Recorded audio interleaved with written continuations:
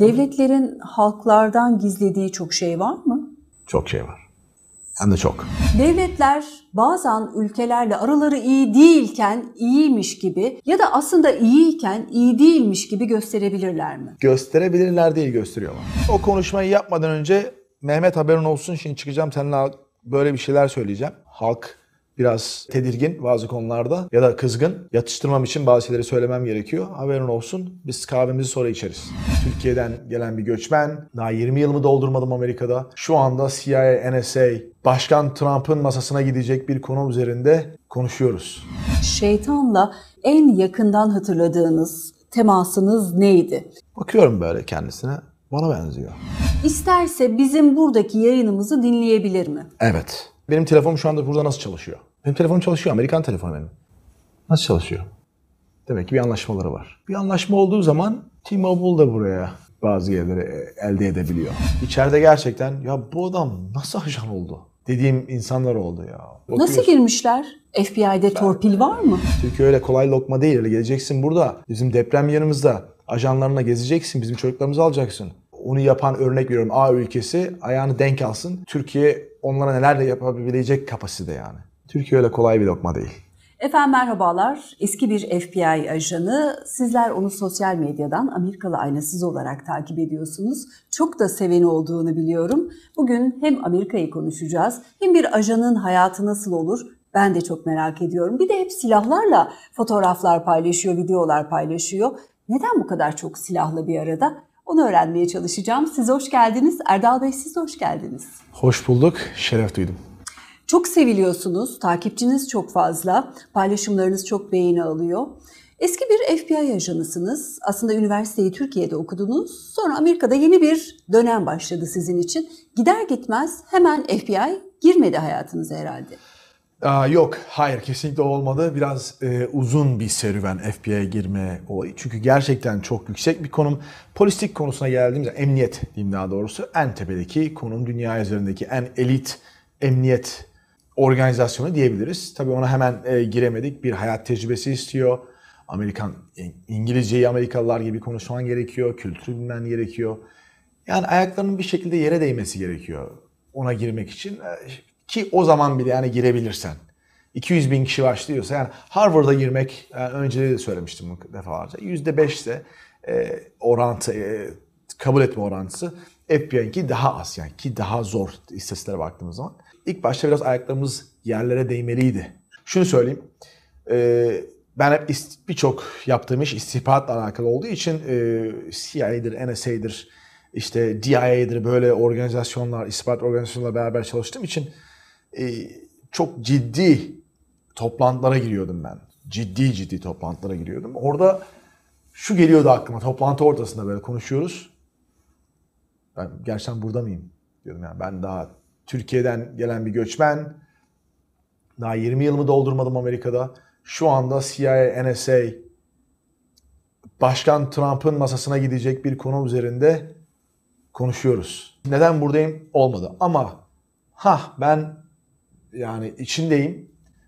Bu mu? Dediğim kısımlar oldu. Kesinlikle. Hemen bir örnek lütfen. Ya şimdi bir FBI ajanı dediğiniz zaman ben bunu sosyal medyada çok görüyorum. Buna da Hollywood'a teşekkür edebiliriz hep beraber.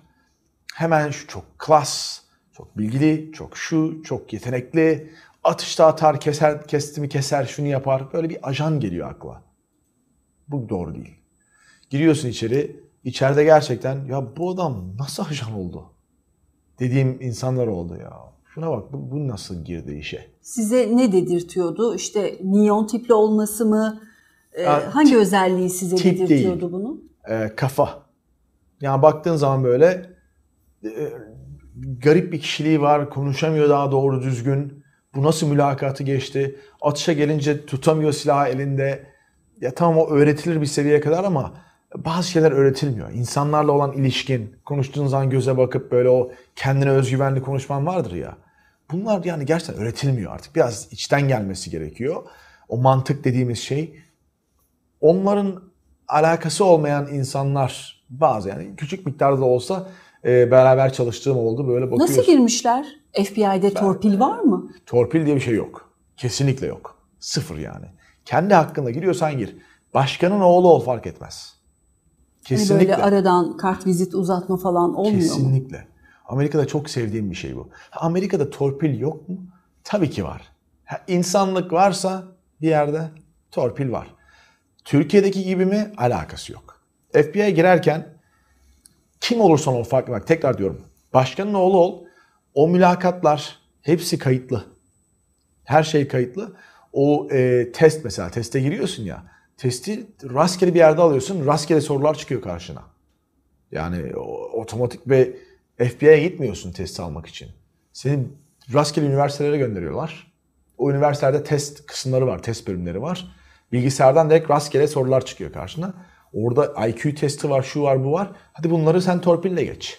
Amerika'ya giderken hayalinizde olan bir şey miydi FBI?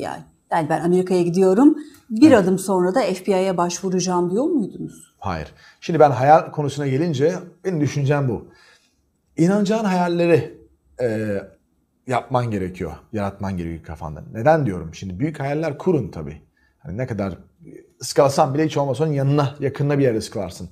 Ama inanmadığın zaman bir şey de o da olmuyor.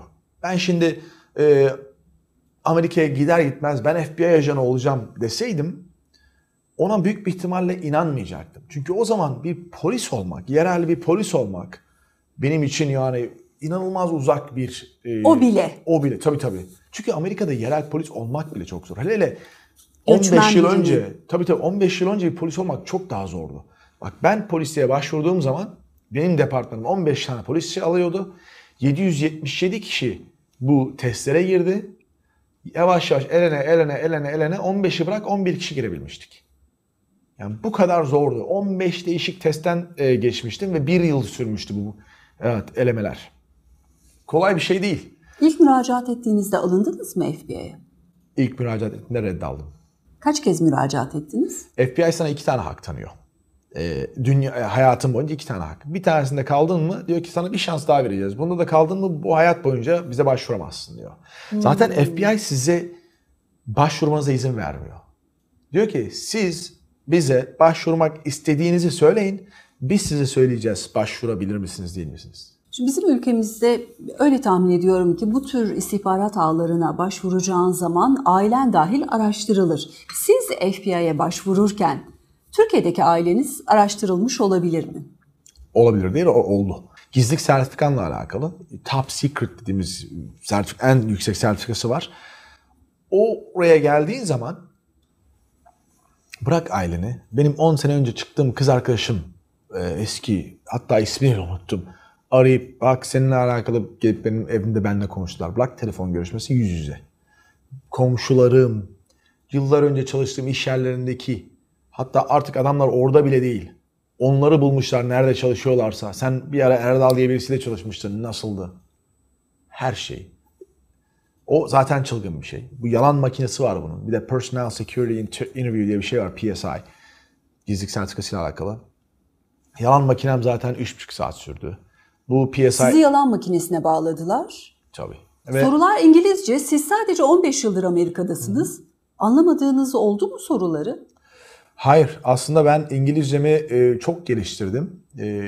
Öyle bir geliştirdim ki Türkçeden bazı şeyleri anlayamıyorum artık. Bazı insanlar şunu diyebiliyor. Ya nasıl olur? Ben de 15 yıldır Amerika'dayım. Benim Türkçem böyle değil. Tamam senle ben aynı hayatı yaşamadık. Yok ben 30 yıldır Amerika'dayım. Türkçem takır takır. Yok benim kuzenim var 25 yıldır orada. Almanya'da şurada burada hiç böyle sorunlar yaşamıyor. Herkesin hayatı aynı değil. Herkesin hayata bakış açısı aynı değil. Herkesin kafası aynı değil. Sen 25 yıl bir yerde yaşadın diye takır takır Türkçem var diye benimki de öyle olacak bir şey değil. Garanti veriyorum senin İngilizcen de benimki gibi değil. Az önce dediniz ki Trump'ın önüne gidecek dosyaları öncesinde biz konuşuyorduk FBI'da. Öyle bir seviyeye geldim. Mesela o masada konuştuğunuz, ben bunun bile konuşulduğu masada vardım diyeceğiniz bir başlık rica etsem size. Ben o konuları hiç konuşamam. Çünkü hepsi gizli. Hayatım sonuna kadar gizli olacak şeyler. Şu şekilde söyleyebilirim. Bir gün... Bununla ilgili bir imza mı attırıyorlar? Nedir bağlayıcılığı? Tabii yasal. Yani bırak... şimdi ben şu şekilde söyleyeyim. İlk FBI'ye girdiğiniz zaman zaten gizlilik sertifikalı anlaşmaları var. Burada bunları ihlal edersen hapse gideceksin. Federal hapis, yani bunlar suç. Suçu bir yana bırakalım. O zaten suç olan. Bir de bunun moral, ahlaki yeri var. Birçok insan şeye bakıyor. Şu anda izleyen istihbaratçı arkadaşlarımız varsa çok iyi anlar beni. Her ülke için geçerlidir. Ya devlet neden bize bazı şeyleri söylemiyor? UFO geldi. UFO'lar neden söylemiyor UFO'nun varlığı? Ya da şu bu. Ben de öncere bakardım. Ya gizli ne gizli ya? Bence devlet halkla paylaşmalı bazı şeyleri. Ta ki içine girdiğim zaman. Ta ki o bazı şeyleri okuduğum zaman. Ha evet bunu halka söylememek gerekiyor. Bunları ben gördüm. Ha bundan dolayı bunlar gizli. Çok mantıklı dedim. Devletlerin halklardan gizlediği çok şey var mı? Çok şey var. Evet. Hem de çok. Ve gerekli bunlar. Çünkü halk kafasına göre her yerde, tek Türkiye değil, Amerika değil, her yerde bir olay oluyor, hemen bir komplo teorisi. Sanki dünyada gerçekten hiçbir şey olduğu gibi olmuyor. Her zaman bir şeyin arkasında bir şey var gibi oluyor. Böyle bakılıyor. İnsanlar seviyor. Bunlar güzel reytingler oluyor. Hem haberlerde oluyor, hem YouTube kanalında orada burada oluyor. İnsanlar bunları seviyor. Devlet şu anda ağzını açıp bir şey söylese bir panik bazı şeylerde olur. Değişik yerlere çekilir. Bir hesap etsene, devlet çok hassas bir şeyi seninle paylaşıyor. Neler çıkıyor ortaya. Acaba bazen dozu kaçıyor mu? Acaba devletler halklarından bazen fazla şeyleri saklıyor olabilirler mi? Siz bu sorgulamayı yaptınız mı işin içerisindeyken? Evet. Bu da güzel bir soru aslında. Çok hoşuma gitti. Doğru. Bazı büyük şeyler de var bence halk bilmeli. Çünkü halk hak ediyor bazı şeyleri bilmeyi. Ama birçok şey bilmemeli. Şu anda bilmemeli. Yani ben orada hiçbir zaman bilmemeli demiyorum. O anda bilmemeli. Çünkü olay sıcak. Tamam. Halk neyi bilmeli, neleri bilmemeli? İşte onları konuşamam. Neyi bilmeli, neyi bilmemeli. Yani iki dünya vatandaşı olarak sohbet ediyoruz. Evet. FBI'de ne konuştunuz diye sormuyorum. Entelektüel sohbet bazında sizce vatandaş neyi bilmeli? Bu kısım asla bilinmemeli. Ya bence vatandaşlar ülkelerin bazı öteki ülkelerle olan ilişkileri, bazı diplomatik ilişkileri var. Şu şekilde söyleyeyim. Arka planda olan anlaşmalar, küçük miktar nasıl? Ben şimdi çizgiden çıkmadan konuşmaya çalışıyorum. Ben sizin işinizi kolaylaştırayım. Devletler bazen ülkelerle araları iyi değilken iyiymiş gibi ya da aslında iyiyken iyi değilmiş gibi gösterebilirler mi? Gösterebilirler değil, gösteriyorlar. Gösteriyorlar. Telefonla şu anda çıkıp mesela bir devlet lideri, ben bu ülkeye bunu yapacağım, bunlar işte böyle insanlar, sesinizi kesin yoksa sizi cezalandırırım falan diyen liderler. Ayar veren bizim dilimizde. Evet, o konuşmayı yapmadan önce Mehmet haberin olsun, şimdi çıkacağım seninle böyle bir şeyler söyleyeceğim. Biliyorsun halk biraz tedirgin bazı konularda ya da kızgın. Yatıştırmam için bazı şeyleri söylemem gerekiyor. Haberin olsun, biz kahvemizi sonra içeriz. Halk mesela bir olay oluyor. A ülkesi, B ülkesi. B ülkesi kötü bir şey yapıyor. A ülkesini kızdıracak. Ama arka planda bunların inanılmaz finansal bir bağları var. Ya da başka konular hakkında beraber çalışması gereken durumlar var. Ama halk bunları bilmiyor. Ya da bunları bilecek seviyede değil. Arka planda olan şeyler bunlar. Halk bilmediği için, bilse de halk genelde durmuyor yerinde. Halkın istediği şey bizim liderimiz lider gibi davransın. A ülkesi B ülkeye diyor ki ayağını denk al. Haberin olsun, böyle bir şey olacak. Zaten B ülkesi biliyor A ülkesinden böyle bir tepki gelecek. Amerikan başkanları başa geldiğinde siyah çantalı adamların onları ziyaret ettiği söylenir. İşte Amerikan başkanları Amerika'yı yönetmez. Amerika'yı yöneten başka eller var ve bu eller o siyah çantalı adamların çantasına başta kaldığı süre içerisinde yapması gerekenler listesini iletirler diye söylenir. Çokça konuşulur. Bunlarla ilgili onlarca kitap vardır. Siz FBI'de çok uzun yıllar çalıştınız. Sahiden de bu siyah çantalı adamlar efsanesi gerçek mi? Ve Amerikan başkanlarını bu siyah çantalı adamlar ziyaret eder mi? Siyah çantalı adamlarla ilgili direkt bir bilgim yok. Ama şunu söyleyebilirim. Bir Amerikan başkanı Amerika'yı yönetmez tam olarak doğru değil. Biraz doğru. Şu şekilde açıklayayım. Amerikan başkanı başkanlığa seçilir seçilmez en az 10.000 küsür zaten atama yapmak zorunda. O atamayı kendisi zaten yapamıyor. Şuraya şu başkanı koyayım, şuraya şu lideri koyayım, şuraya şunu yapayım, şunu yapayım, şunu yapayım. Sürekli çalışmak zorunda. O yüzden evet, etrafında hem Washington içerisinde bir heyet var. Gelip kulağında fısıldar, şunu şöyle yapalım, şöyle yapalım. Bir ülkeyi yönetmek ne demek ya? Hele hele o ülke Amerika Birleşik Devletleri ise. Bir kişi çıkıp bu böyle olacak diyemez zaten. Amerika Birleşik Devletleri öyle bir ülke ki başkanın gücü aslında o kadar fazla değil. Var. Executive Order diye bir şey var. Executive Order, yani bu başkanın imzaladığı şeyler var. Başkan bunu yapabiliyor. O yüzden bir seviyeye kadar başkan istediği gibi de yönetebiliyor. Kendi gücü etrafında. Ama o gücü olmayan şeyler var. Bilmediği şeyler var. Mesela şu anda siz Amerika başkanı olun. Oturur oturmaz siz Amerika'nın bütün sırlarını bilmiyorsunuz. Arkada neler oluyor? Bir sürü şey var, bilmiyorsunuz. O yüzden o çantalı adamlar dediğimiz kişiler efsane. Şimdi kulağına fısıldayacak insanlar var. Gelecek, bak Rusya'da böyle bir durum var. Ha, onu bilmiyordum. Demek bu böyle. O zaman biz bunu bu şekilde yapmak zorundayız. Tavsiyemiz budur başkanım, şu olmalı. Tamam, öyle yapalım. Anlayabiliyor musunuz? Bunlar kesinlikle hep olan şeyler. Ya da Sayın Başkanım, bunu böyle yaparsanız daha güzel olur. %100. Yani şüphesiz bunlar olan şeyler. Sizin iyiliğiniz için de, indiğiniz uçağın inmesi için bunu böyle yaparsanız daha iyi olur. Ama ben soruyu şuraya getireceğim. Evet. Trump bir önceki seçimlerde şöyle bir ifade kullanmıştı, pandemiye denk gelen seçimlerde. Dedi ki, eğer beni seçerseniz Pandora'nın kutusunu açacağım. O dönemin dünyanın içinde olduğu pandemi koşulları gereği insanlar Pandora'nın kutusunu Dünya Sağlık Örgütü'ne yordular.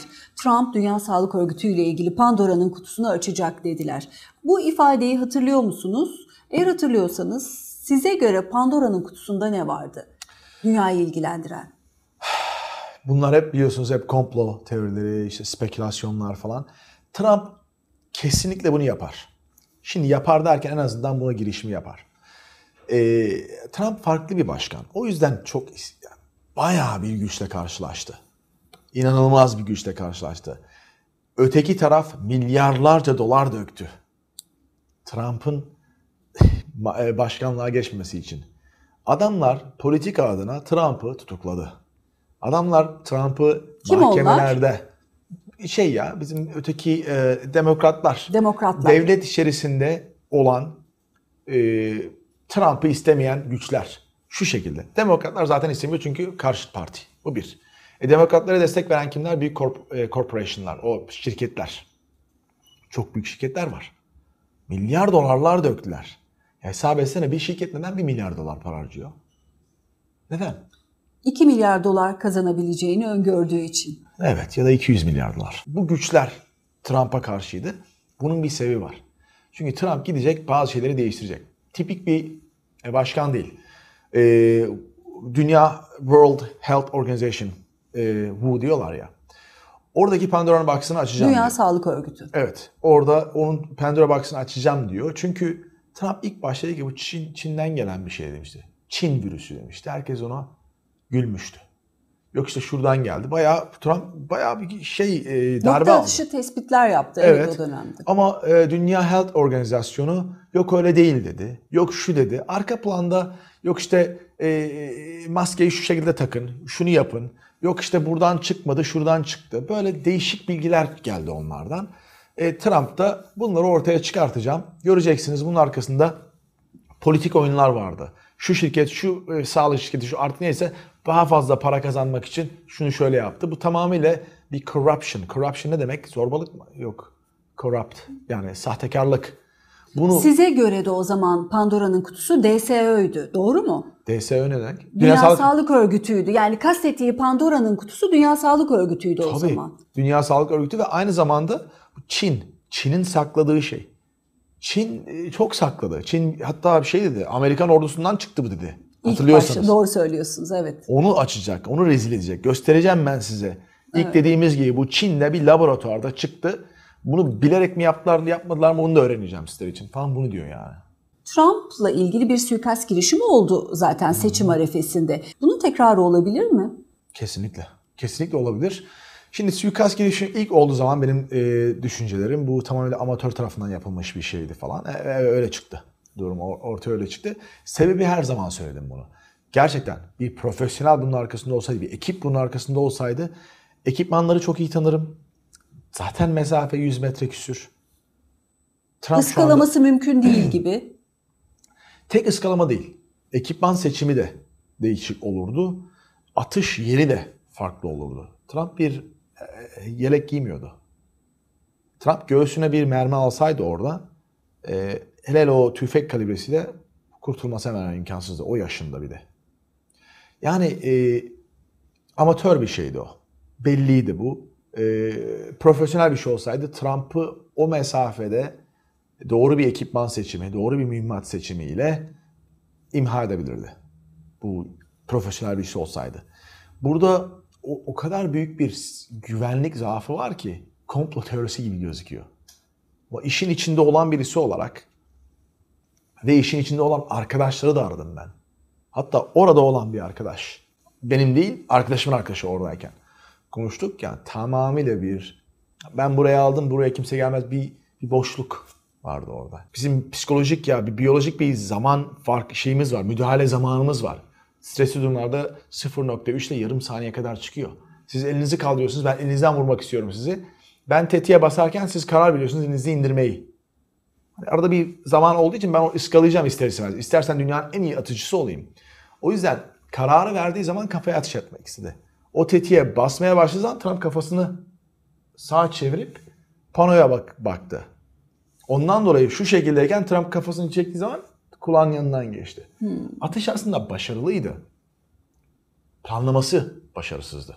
FBI için ülkemiz cazibe alanı. Markajında. Çünkü hemen sınır ötesinde Amerika için çok önemli olan topraklar var. Keza Türkiye'de öyle. Çünkü bizim topraklarımızın altında da onlar için önemli kabul edilen şeyler var.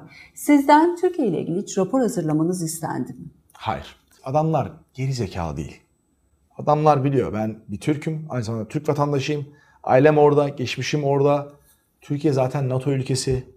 Tamam mesela bak ben örnek veriyorum. Iraklı olsaydım isterlerdi. Diye düşünüyorum. Yok işte ben Afganistanlı olsaydım, İranlı olsaydım, Rus olsaydım isterlerdi diye düşünüyorum. Yani git Rusya'ya karşı bir şey değil de Erdal şunu bize tercüme eder misin? Şurada yani bir şey isterlerdi. Ama Türkiye ile alakalı hiçbir şey Türkiye ile alakalı hiçbir şey karşıma çıkmadı değil mi de şu şekilde çıktı. Tercüme de mi yaptırmadılar? Yoktu ki Türkiye ile alakalı bir şey. Benim çalıştığım ülkeler Türkiye ile alakasızdı. Bana verilen ülkeler. Ama Türkiye'nin ismi nasıl geçti? Benim çalıştığım yani benim ilgilendiğim ülkeler var.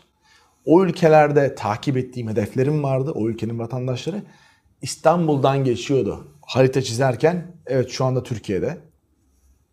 Şu anda ondan sonra buraya gidiyor. Ya da Türkiye'ye taşındı.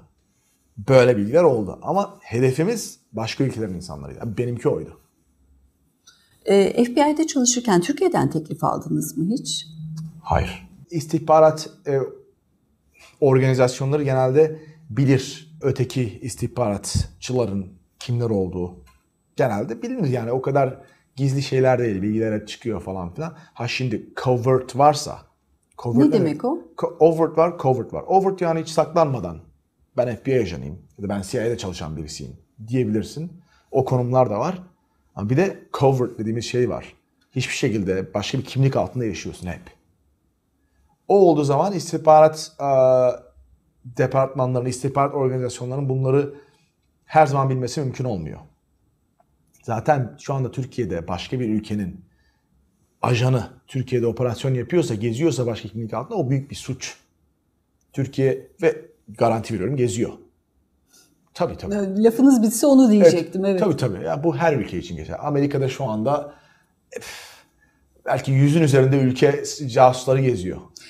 Türkiye'de Anadolu'da deprem olduğunda 6 Şubat depreminde 11 ilimiz yıkıldığında bazı iddialar şu minvaldeydi. O bölgeye ajanların dolduğu yolunda. Sizin böyle bir duyumunuz var mı? Bu teori size göre güçlü bir iddia mı? Ajanlar ne yapıyor o bölgede? Neden? Neden böyle bir... Bilmem ne yaparlar ajanlar o bölgede? Hiçbir şey yok. Ben hiçbir şey düşünemiyorum şu anda sizle otururken. Ben neden ajanlarımı deprem bölgesine göndereyim? Orada. Mesela kaybolan çocuklar olduğundan bahsedildi deprem bölgesinde. ailesini kaybetmiş çocukların konteynerlerde toparlanıp orada işte bekletilip birkaç gün sonra ortadan kaybolduğu söylendi. Bu teyit edildi mi? Ben hiç internette duyduğum hiçbir şeye inanmıyorum. Teyit etmek isterim her şeyi.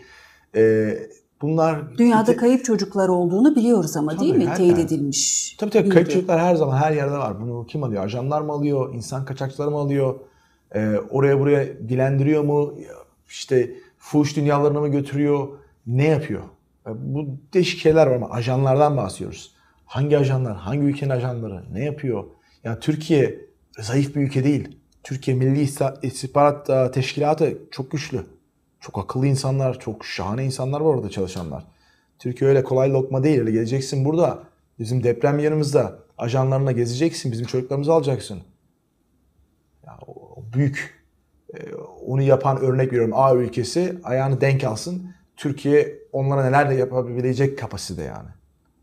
O yüzden ya içeride gördüğün zaman şimdi operasyonlara girmiş bir insan olarak söylüyorum.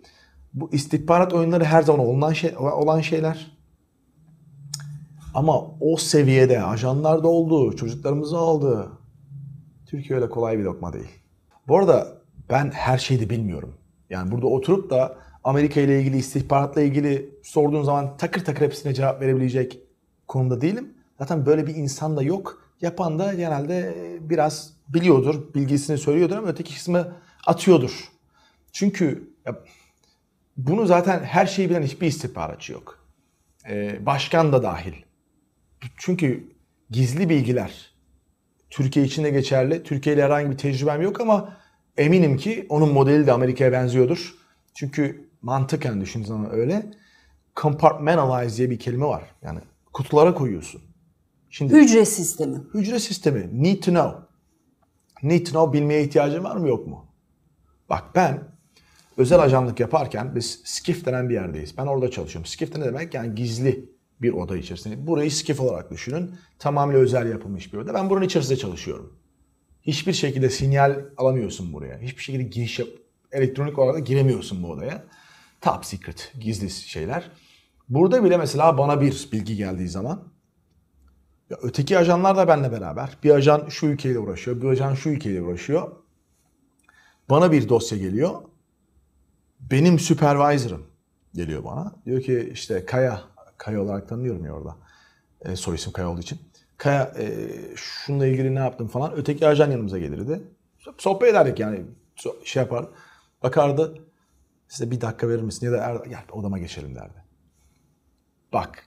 Gizli oda içerisindeyiz. Bütün ajanlar gizli sertifikalara sahip en yüksek derecede. Benim konuştuğum konu öteki ajanın bilmesine gerek yok. Öyle bir ihtiyacı yok. Beni alıp başka odaya götürdü benim supervisor'ım. Onu benimle konuşurdu sadece. Aramızda kalırdı. Bir yemek pişiyor ama herkes kendi kattığı malzemeden sorumlu. Tabii. Tarifini kimse bilmiyor. Kesinlikle. O şekilde zaten güvenirliği iş yapıyorsun. Hesap etsene ben her şeyi biliyorum. Bir zaten öyle bir kapasite yok burada. Hiçbirimizde yok. Hesap ben her şeyi biliyorum. Ben çok tehlikeli birisi oldum. Başkan bile her şeyi bilmiyor ama bu çarkın dönmesi için bunu bilen birileri olması lazım. O yüzden. Kim bunlar? İşte hiç kimse her şeyi bilmiyor. O yüzden. Hani çok affedersiniz, çok yüzyıllardır söylenen Illuminati diyelim. Şimdi komplo teorisi deyip bunların hepsini çöpe atabiliriz. MJ-12. Evet, komplo teorisi deyip çöpe atabiliriz. Bu bir seçenek. Ama diğer seçeneği de masaya koyduğumuzda üzerine konuşulası. Pandemiye de başta bir sürü komplo teorisiyle girildi. 100 taneyle girildiyse 80'i doğru çıktı bugün vardığımız yerde. Oysa başta komplo teorisi diyorduk. Şimdi Illuminati, tapınak şövalyeleri, dünyayı yöneten o aileler. Bu terminoloji sizin de tanık olduğunuz, duyduğunuz terminoloji. Eminim Amerika'da da konuşuluyordur.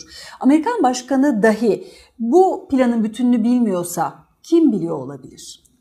Bir kimse yok. Size göre kimse yok. Kimse yok. Tek bir kimse yok.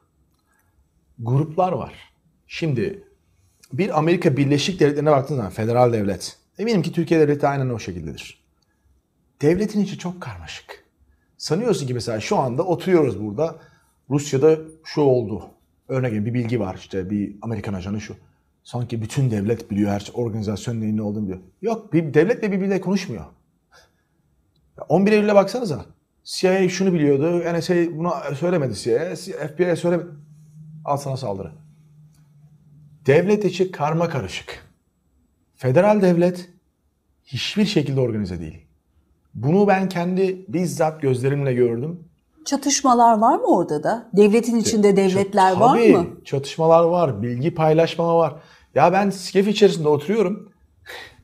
CIA arkadaşlarım var, NSA var, National Security Agency, DIA var. DIA'daki arkadaşlar güzeldi. NSA daha böyle, NSA şu, sinyal bilgilerini toplar. Sinyal, elektronik sinyal olur, işte komünikasyon sinyal. Evet, NSA onu yapar.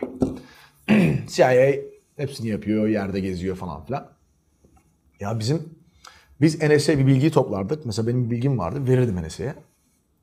NSA, teşekkürler, çok iyi derdi. Hey dostum şununla ilgili bana şunu versene. İşte haber vereceğim ben size derdi. Ya biliyorsun, vermiyorlardı. Neden? Herkes kendi egosunda, kendini orada topluyor. da bir rekabet var. Tabii. Kurumlar arasında da rekabet var. Ya şu şekilde bir örnek vereyim ben size federal devleti. Poker oynuyoruz.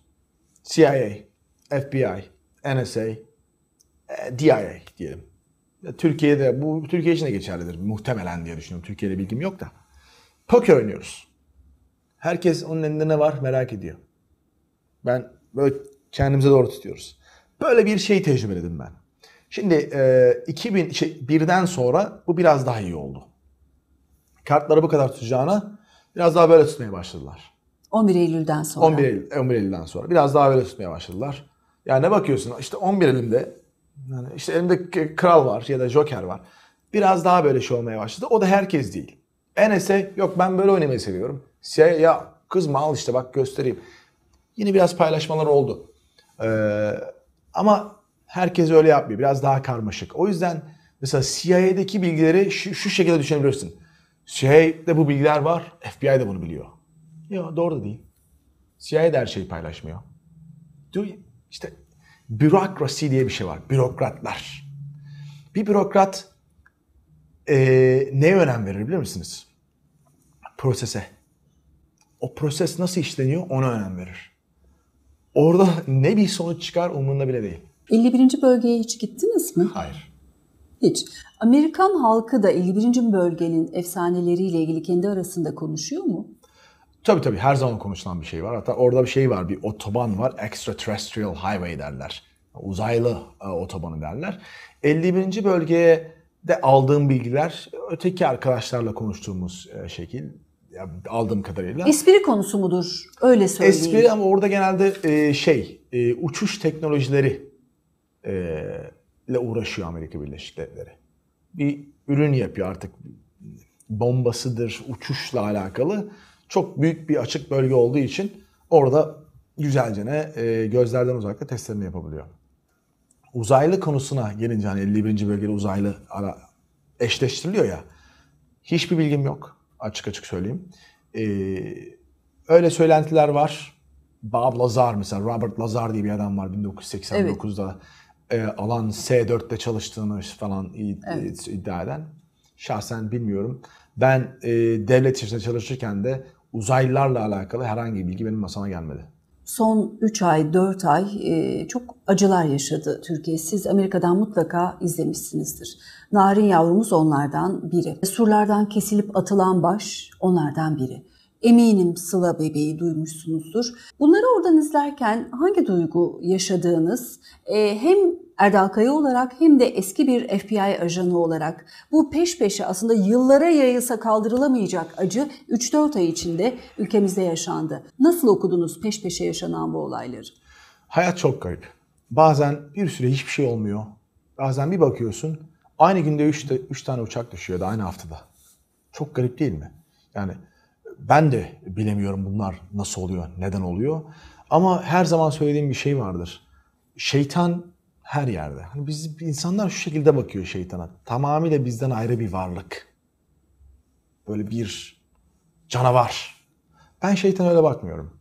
Ben şeytan içimizde olarak bakıyorum insanlara. Çünkü şeytana göze gelmiş bir insan olarak söylüyorum. Gözlerinin içine bakmış bir insan olarak söylüyorum. Şeytan sana bana benziyor.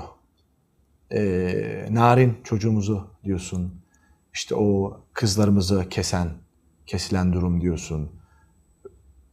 Bunlar insan mı, siz buna söyleyin? Şeytan. Şeytani şeyler bunlar. O yüzden ben şeytana bu şekilde bakıyorum.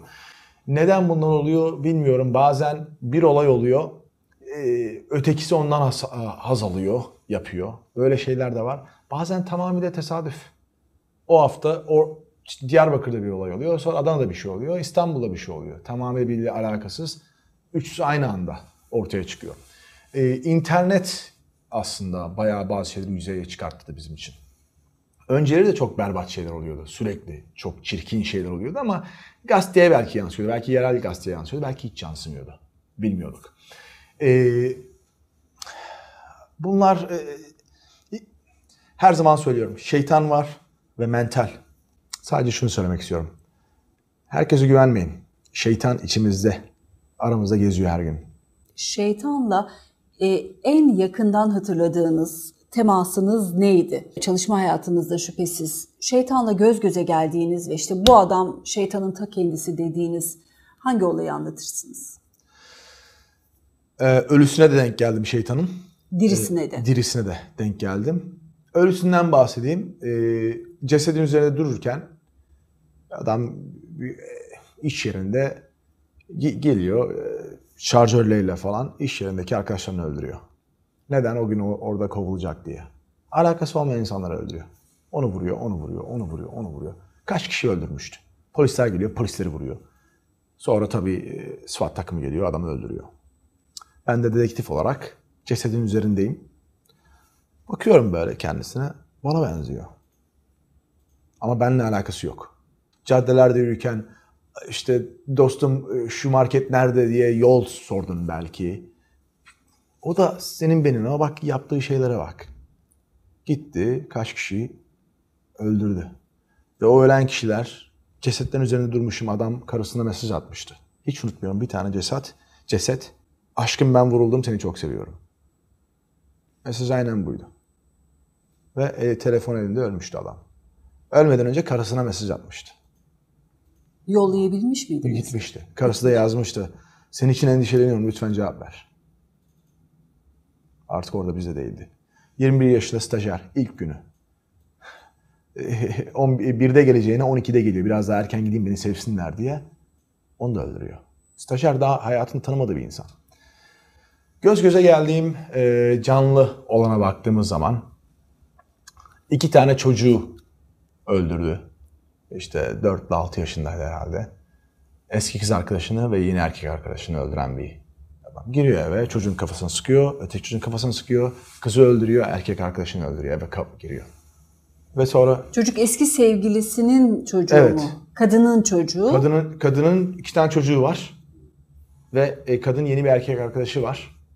Gidiyor hepsini öldürüyor. Çocukları kadın öldürüyor. Cinayeti yani. Aslına tek baktığımızda. kadın değil. Evet, tek kadın değil, çocuk da. Tek kadın olsa diyeceğim tamam, kadına hepsi. Adam giriyor diyor ki sen artık neyse mentalisi benim değil, sen hiç kimsenizsin. Sana ne kimse dokunabilir, ne sen bir şey yapabilirsin. Senin çocuklarını bile senden alacağım. O şeytana baksana. Onun gözlerinin içine baktım böyle. Bir adam vardı, ben saatlerce zaman geçirdim bu adamla. Teke tek gecenin ortasında saat 3'ten 5-6'ya kadar şöyle teke tek bir odadayız. Kız arkadaşını elleriyle döve öldürmüştü. Ben o kızın halini gördüm yerde, inanamadım yani. Bir insan bu hale nasıl gelir? Şöyle elleriyle döve kızı öldürmüştü. Ben de böyle oturuyordum karşısında. Kelepçesi falan da yok. Böyle bakıyordum gözlerine, konuşuyordu. Benimle kavga eden, benim gözlerimin içine bakıp sen bugün öleceksin diyen kişi. Çok şükür kendimizi koruyabildik. O kaybetti kavgayı. Sosyal medyada sürekli atış yaparken görüyoruz sizi. Silahlara belli ki mesleğinizin dışında da bir ilginiz var. Buraya kadar anlattığınız şiddet içerikli bir hayat aslına baktığımızda hep bir mücadelenin içerisindesiniz mesleki olarak. Bu kadar çok silahlarla ve şiddetle geçen bir hayat insanın vicdani duygularını azaltıyor mu, daha mı arttırıyor? Nasıl etkiliyor o şirazeyi? Yok, bence vicdani duyguları azaltması, yükseltmesi diye bir şey yok. Orada tekrar diyorum, konuyu şeytana getiriyorum. Şeytan var, görebiliyoruz. Yüz yüze kaç defa geldik. Siz de görüyorsunuz. Narin dediniz, Yok işte Sıla Bebek dediniz. Yok işte Cem Doğrular vardı hatırlıyorsanız. Yok işte bu kızlarımızı kesme olayı var. Şeytan var. O silah benim en yakın dostum oluyor. Çünkü konu silahla alakalı değil. Konu insanlarla alakalı. Ben silahım olmasına gerek yok. Ben her türlü insanı öldürebilirim. Ya da birisi beni öldürebilir. Görebildik. Narin desen o. Cem Doğrular desen o. Ya bir sürü örnekleri var. Bunlar silahlarla olmayan bir şey. New Orleans'da aynı bir saldırı oldu ama arabayla ezdi herkese. Almanya'da aynı şekilde. Şeytan. Sorun şeytan. Sorun silahlar değil. O yüzden ben o silahla kendimi koruyabiliyorum. Sizin gibi insanları koruyabiliyorum. O yüzden beni daha az hassas etmiyor. Ben çok vicdanlı bir insan olduğumu düşünüyorum. Ama şeytana karşı vicdanım yoktur. Amerika'da da kadın cinayetleri çok mu? Ülke oranına göre belki Türkiye kadar değil ama var. Orada da aile içi sorunlar var. Mesela Finlandiya'ya baktığımız zaman oradaki kadın cinayetleri herhalde Türkiye'den daha fazla. Finlandiya'da. Tabii Finlandiya'da kadına şiddet çok. Yani herkes sanıyor ki işte Arap ülkeleri, Orta Doğu ülkeleri. Hayır böyle bir şey yok. Finlandiya'da kadına şiddet araştırın çok yüksek. Aile Neden? içi. Kıskançlık mı? Nedir? Kıskançlık, artık oralar çok soğuk, hep karanlık, kışın yüzde belki o mu? Çünkü Covid'den hatırlıyorsak, Covid'de aile içi şiddet inanılmaz yükseldi. Evet. İnsanlar neler yaptı. Birçok insan kendisini öldürdü. Evet. Astı, adam dükkanını kaybetti, onu kaybetti, ilişkisi bitti. O Covid'in verdiği etki var ya, virüsün öldürmediğinden daha fazla insanlar hayatı pert oldu ondan dolayı. Finlandiya'da var. Amerika'da da kadın şiddetleri var. Çok karşılaştım. Ama aynı zamanda Amerika'da şey de var yani. Kadının erkeğe o şiddet de çok fazla. Aile içi. Görüyorum mesela giderdim adam kadın neler de yapmış ama genelde erkek kadına karşı. Evet. Biz sanıyoruz ki telefonlar yanımızdayken, masanın üzerindeyken bizi hep dinliyorlar. Sahiden de bize hep dinliyor mu Amerika? Hayır. Altını çizerek söylüyorum hayır. İnsanlar şeyi sanıyor. Hatta bunu söylemişlerdi. İşte FBI ajanları bir düğmesi var masada. Edward Snowden demişti bunu. FBI'daki her ajanın masasında bir düğme var. Düğmeye bastığı zaman direkt dinleyebiliyor her şeyi. Böyle bir şey yok. Böyle bir şey yok. Size açık söyleyeyim. İnsanlar şimdi şunu da diyecek. Ha bu zaten devlette çalışan ondan dolayı böyle söylüyor. Ben doğruyu söylüyorum şu anda size. Prosesi açık söylüyorum. Niye canım arabayla FBI ajanı gidiyor evin önünde ortam dinlemesi alıyor, filmlerde görüyoruz. Doğru. O bir film konusu mu? Hayır değil. Bak siz bizi dinliyor musunuz dediniz. Dinlenecek insanlar var, dinlenmeyecek insanlar var. Herkes biz dinleniyoruz sanıyor.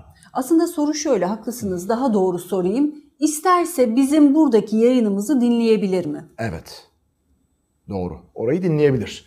Ama bunun içinde bir prosese ihtiyaç var. Peki bunu dinleyebilmek için buraya bir ajanını mı göndermesi lazım Moda sahile, yoksa Amerika'dan bunu yapabilir mi? Telefon ve telefon şirketine göre değişiyor. Şimdi bazı insanlar şunu bilmiyor. Telefon şirketleri beraber çalışıyor bayağı. İstihbaratlarla. Hayır. Telefon şirketleri. Turkcell'le mesela benimki mesela T-Mobile bende var. AT&T var, AT&T. Verizon var. İşte Türkiye'de Vodafone mu var? Ne var? Turkcell var. Vodafone var, Turkcell var. Başka şeyler de var eskiden hatırladığım kadar. Öteki dünyanın, öteki ülkelerin telefonları da. Roaming diye bir şey var mesela. Benim telefonum şu anda burada nasıl çalışıyor? Benim telefonum çalışıyor. Amerikan telefonu benim. Çok az bir internetim var ama çalışıyor. Türkiye'deki şuradaki baz istasyonuna vuruyor benim telefonum. Bu Turkcell'in baz istasyonu. Nasıl çalışıyor? Demek ki bir anlaşmaları var. Bir anlaşma olduğu zaman T-Mobile da buraya bazı yerleri elde edebiliyor. Ülkenizi özlüyor musunuz? Hem de nasıl? Ve Amerika aynasından dolayı çok daha fazla güzel insanlar, sizin gibi insanlarla tanıştığım için sürekli gelmek istiyorum. Şu an İstanbul'dayım. Evimi özlüyorum. Neden evimi özlüyorum? Yemeklerimi ve spor salonumu özlüyorum. Amerika'yı yani. Evet. Çünkü ben çok güzel bir rutinim var. Sabah 5'te kalkarım, meditasyon yaparım, spor yaparım, güzel yemek yerim. Kendimi çok iyi hissediyorum o şekilde. Türkiye'de onu yapamıyorum çünkü bir düzenim olmadığı için. Ama oraya gittiğim zaman da ya diyorum gitsem de işte arkadaşlarımı görsem orada, işte Emel'le takılsam biraz. Böyle güzel hep düşünceler geliyor aklıma. O yüzden hep böyle bir çelişki içerisinde yaşıyorum ben. Buradayken orayı özlüyorum biraz. Oradaki rutinimi özlüyorum daha doğrusu. Orada da dostlarım var tabii. Oradayken de burada işte ailemi, bu ortamını özlüyorum. Git gel olayları biraz daha yükseldi. İnsan yaş ilerleyince doğduğu toprakları daha çok özlüyor. Kendimden yola çıkarak Tabii. bunu söylüyorum. İşte üniversite için geliyorsunuz. Ah, aradığım şehir diyorsun ama yaş ilerledikten sonra doğduğun toprakları daha çok özlüyorsun. Katılıyor musunuz? Kesinlikle.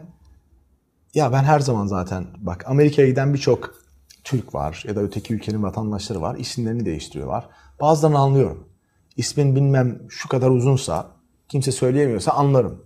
Ben mesela Erdal ismini söyleyemiyor insanlar. Erdal nasıl? 20 yıldır hep ismimi heceleyerek yaşadım ben. Ya işte zaten ben soy isim Kaya olduğu için artık ben Amerika'da Kaya olarak tanıştırıyorum kendimi. Polisiye girer girmez şuraya Kaya yazıyorlar, sırtına Kaya yazıyorlar. Soy isim. Buradaki askeriye gibi.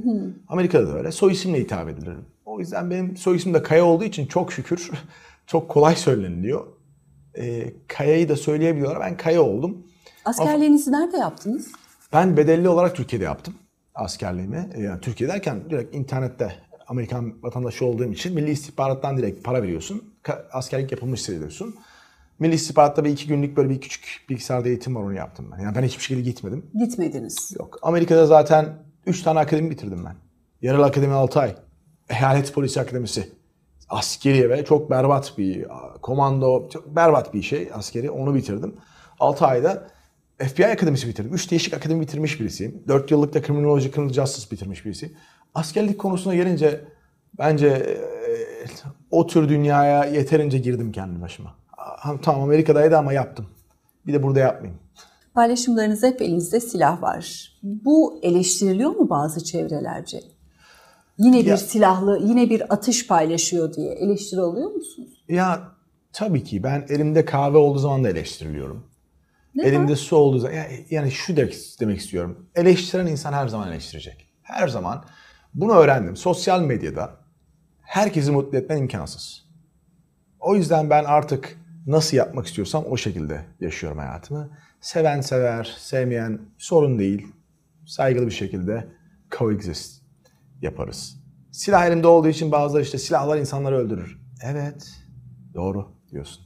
Silahlar insanları öldürür. Onlar için yapılmış bir şeydir. Senin başına bir şey geldiği zaman ilk yaptığın şey silahlı birilerini çağırmak değil mi? Kimlik bilgilerimizin çalındığı haberi yapıldı geçtiğimiz zamanlarda. Kimlik bilgilerinin birilerinde olması güvenlik zafiyeti oluşturur mu? Oh kesinlikle. %100. Amerika'da bu. Bırak ya onu, FBI şey vardı. Rusya mesela FBI'nin gizli server değil de gizli olmayan serverına bir giriş yapmıştı. Ve orada bizim bütün o PSI dediğimiz var ya, Personal Security Interview, o bizim gizlilik sertifikamızı alacağımız bütün her şeyimizi koyduğumuz şey. Onlar mesela elindeydi. Bunlar tek Türkiye değil, dünyada her yere olan bir şey. Amerika'da mesela çok önemli bilgileri kaybediyor. Rusya, Çin'e, oraya buraya. Bu siber savaşı hiç bitmeyen bir savaş. Hep değişiyor. Hep yeni şeyler var. Hep telefonumuza güncellemeler geliyor. Ne diyor? Yeni güvenlik güncellemeleri. Şu anda mesela bir güncelleme geldiği zaman o ana kadar kırılmayan bir sistem. Ama ne oluyor hackerlar, bu işi iyi bilenler? Kodu inceliyor. Bak açık kapı bulmaya çalışıyor. Ha bunu şöyle yaparsam burada bir açık kapı var. Sonra bunu Apple öğreniyor, tekrar onu kapatıyor. O güncellemeyi hemen yapmak lazım mı? Hemen yapmak lazım. Ben güncellemeleri her zaman hemen yapıyorum. Güncellemeyi yapmadığın zaman bazı şeyler güvenli olduğunu sanıyorsun ama bazı şeyler güvenli değil. Ben o yüzden her zaman telefonum her zaman güvenli. Mesaj gelir gelmez güncellemeyi yapmak lazım. Yapıyorum. Ben erteliyorum bazen de. Ben hemen yapıyorum. Şimdi telefon sizin elinizdeyken iPhone olarak konuşayım. Güvenlidir. Genelde bayağı güvenli. Ama birisi, örnek veriyorum, iyi niyeti olmayan birisi telefonu elinize aldığı zaman ve o telefon güncellenmemişse demek ki güvenlik açıkları olan bir şey. Onun için güvenliği güncelliyorlar. O telefonunuzdan bazı bilgiler alabiliyor. Hele bir fiziki elinizdeyse bazı uygulamalar koyabiliyor, bir virüs koyabiliyor. Banka bilgilerini alabilir, her türlü kimlik bilgilerini alabilir. Ya da direkt telefonun ekranında ne varsa onu görebiliyor. Mesajlaşmaları. Her şeyinizi görebiliyor. O yüzden bunlar bilinen şeyler. Dikkatli olmak şart. Siber dünyası sürekli değişen bir şey ve Türkiye dahil, Amerika'ya dahil, Çin, Rusya fark etmez. Sürekli bu alanda saldırı yiyen aynı zamanda saldıran tabii. Ülkelerde, bütün ülkeler bunu yapar. Siber konusunda evet bilgilerimiz çalınmış, bu güvenlik zaafı maalesef olan şeyler, tatsız olan şeyler tabii. Ama sürekli istihbarat servisleri bunun önüne bir şekilde geçiyor. Hiç bitmeyen dönme dolap gibi bir şey ya. İstihbarat servisleri eğer beni araştırmak isterlerse WhatsApp yazışmalarım dahil, işte o sizin az önce söylediğiniz odadan yazışmalarımı görebilirler mi? Yani ben telefonumun ekranında ne görüyorsam Erdal Kaya Amerika'da görebilir mi o odada? Şimdi WhatsApp hani diyorlar end-to-end encrypted. Encryption ne demek Türkçesi? Uçtan uca şifrelenmiş. Şifrelenmiş. WhatsApp öyle bir uygulama. Signal gibi, o gibi, şu gibi. Ama telefonu ele geçirirseniz? Telefonu eline geçirmesine gerek yok. Şu şekilde söyleyeyim ben. Söyleyin hadi. WhatsApp evet okunabiliyor. Girebiliyorsun. Güvenli değil. Güvenli Signal diye bir uygulama var. Signal. Mesela onu ben çok kullanıyorum. O daha güvenli. Onun da güvenlik açıkları ortaya çıkmaya başladı yavaş yavaş. Başka bir uygulama var. WickerMe diye bir şey. O da mesela bayağı güvenli bir şey. WhatsApp'tan çok daha güvenli. Telegram var mesela. Telegram'a baktığımız zaman son zamanlarda en güvenli olan Telegram. Telegram'dan da işler yapılıyor. İstihbarat servisleri, soruşturma servisleri işler yapıyor. Bazı dosyaları belli toplayabiliyor. Ama Telegram bilgilerine ulaşmak benim şu seviyede bildiğim şuraya kadar en zoru. Telegram bilgi paylaşmıyor. Ama WhatsApp paylaşabiliyor. Tabii ki Telegram bilgi paylaşma derken şu şekilde demek istiyorum. Hani devlet, örnek veriyorum, Telegram'ın yeri Londra'da, adam Londra'da. Londra devleti şunu ver diyor. Devlet şeyi içerisinde, yani bir yasa, bir savcı, hakim onaylı bir şey, yeterince delil var. O bazı bilgileri paylaşır seninle. Mesela Google'da olduğu gibi. Mesela Google şu anda siz 5 yıl içerisinde sizi bugün FBI araştırsın. 5 yıl boyunca ya, Google size bir şey söylemiyor. 5 yıl sonra Google size mesaj atıyor. Haberiniz olsun, FBI sizi araştırdı. 5 yıl sonra. Tabii. 5 yıl. Ölen ölmüş, giden gitmiş. Narin olayında WhatsApp yazışmaları paylaşmadı. WhatsApp'la paylaşmadı. Ben öyle biliyorum. Evet, WhatsApp paylaşmadı. Detayları bilmiyorum. Aynen hatırlıyorsanız Apple'da FBI ile çok büyük bir kavga etmişti. Çünkü burada şey var. Özgürlük ve güvenlik diye bir tartı var. Hangisini istiyorsun? FBI'de mesela Apple'dan şey istemişti. San Bernardino diye bir... Neydi ya o şehrin ismi? Kaliforniya'da bir şehir vardı. 2 tane terörist adam gitti, bir şeyler yaptı. Telefonunu ele geçirdi Apple. FBI. Orada bazı bilgiler almak istedi. Apple dedi ki bunu açar mısın? Apple açmadı. Terörizm açmanı istiyoruz. Dava bile etti. Apple açmadı. Çünkü FBI o kodu istiyordu. Diyor ki oğlum bak ben sana bu kodu verirsem sen bunu öteki insanlar için de kullanacaksın. Ve aynı fikirdeyim. Apple'ı tebrik ettim ben orada. Sen bir tane terörist için yüzlerce, milyonlarca insanın telefonuna girebilecek seviyeye getireceksin FBI'yi. Bu da o güvenlik... kilidi açmış olacaktı FBI, evet. Ve oradan girebilecekti. Oradan tabii. Ne kadar bir yerde güç varsa o kadar o güç kötü kullanmaya maruzdur. Bu dünyanın her yerinde geçerlidir. İtiraz edenler bu gücü kaybetmek istemiyor. Bu gerçek. O yüzden o kadar fazla güç vermeyeceksin herkese. Bak FBI, ben de isterim bir teröristin telefonuna gir. O bilgileri al tabii. Diyor ki ben sana vereyim diyor bazı bilgileri. Ama FBI yok, ben girmek istiyorum diyor. Ben bunu çözmek istiyorum. Hatta FBI hiç unutmam şunu demişti. Hakim Bey, biz Apple'dan bize kodu vermesini istemiyoruz. Kapıyı açmasını istemiyoruz. Kapının önünde bir tane pitbull köpek var. O köpeği aradan çeksinler. Biz kodu açarız, kapıyı açarız kendimiz diyordu. Dijital dünyada. Apple da diyor ki o köpek işte insanları koruyan köpek diyor. Almadı köpeği. Vermedi. Kazandı. Amerika Birleşik Devletleri. Şimdi narin konusuna gelince bence şahsi düşüncem yasal gerekçesi olan bir durum.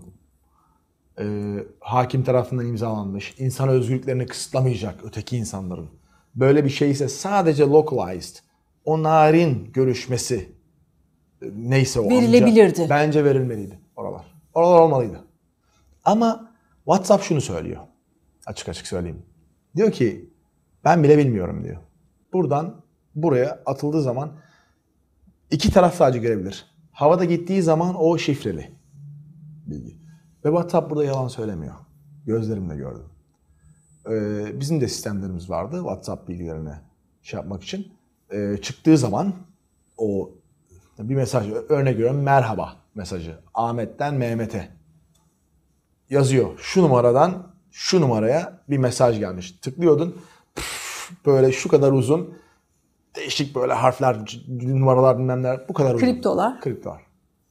Hepsi öyleydi mesela. WhatsApp doğru söylüyor. Bilmiyor. Bilmediğini söylüyor. Diyeyim daha doğrusu. WhatsApp içerisinde ne oluyor bilmiyorum ben.